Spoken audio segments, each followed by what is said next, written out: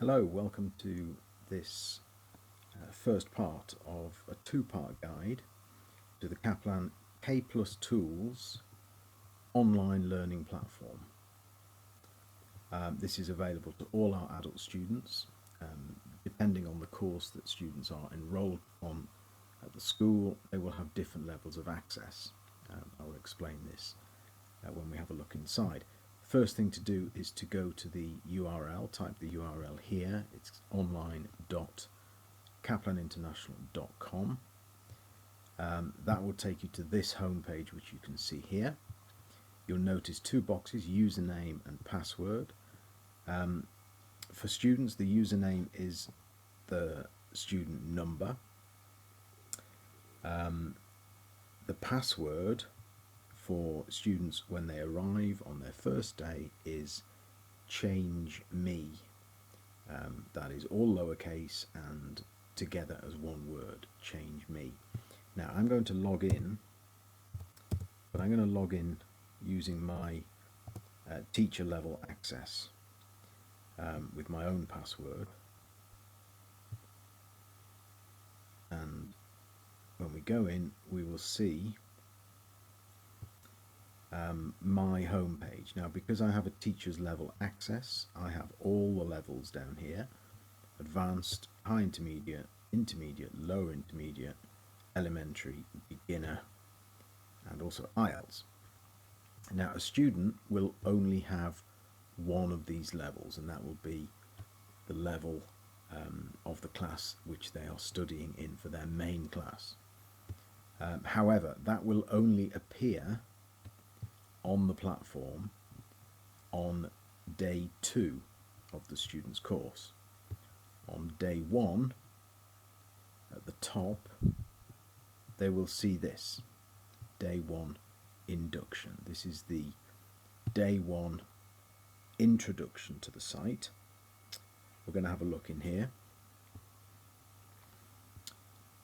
So things you will see here on the left, you will find some help and guidance and support for using the site in the form of some short videos.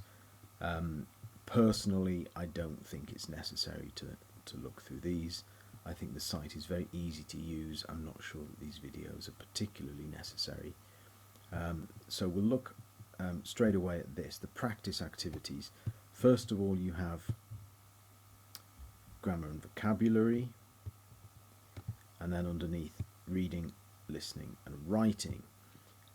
What are these? Well, these are simply some example activity types. They're not connected with any level. They are simply examples of the types of activities which students will find on the platform, simply to give students an opportunity to get used to doing some of these activity types. Let's maybe have a quick look at one of them here. So in this case, it's a little dialogue, it seems, and the idea is that students type the answers in here, like so. Just examples, as I said. So let's go back.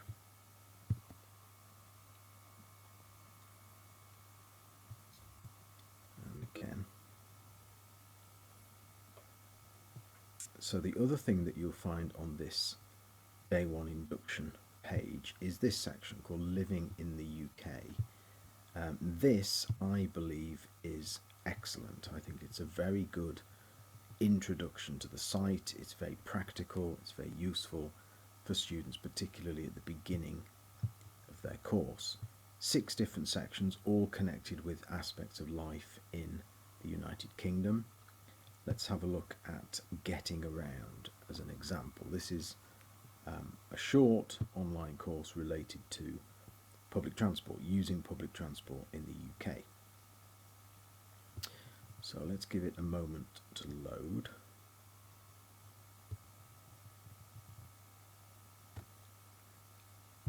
Let's start at the beginning.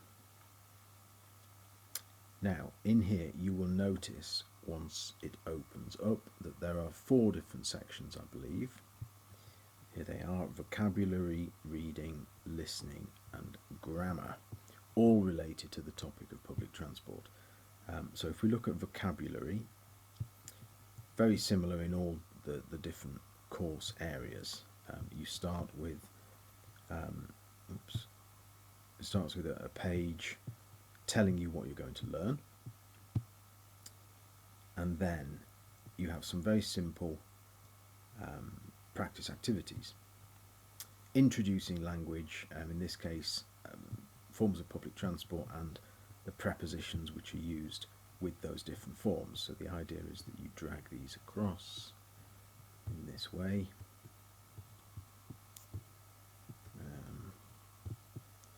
On foot, by plane, by bus, correct, and so on. So you can see we're now on to slide 2. There are 14 slides in total. Some of the slides give input of new language like this, and some of the slides give short practice activities like so. Not complicated, not difficult, essentially just a simple way for students to learn some important practical information about living in the UK, but also at the same time to become used to using the site to navigating the platform itself, and learning a little bit about how to find their way around. So this is all, just to quickly recap, this is all in Day 1 Induction, Living in the UK. 6 different categories, and in each category you have the 4 different sections: vocabulary,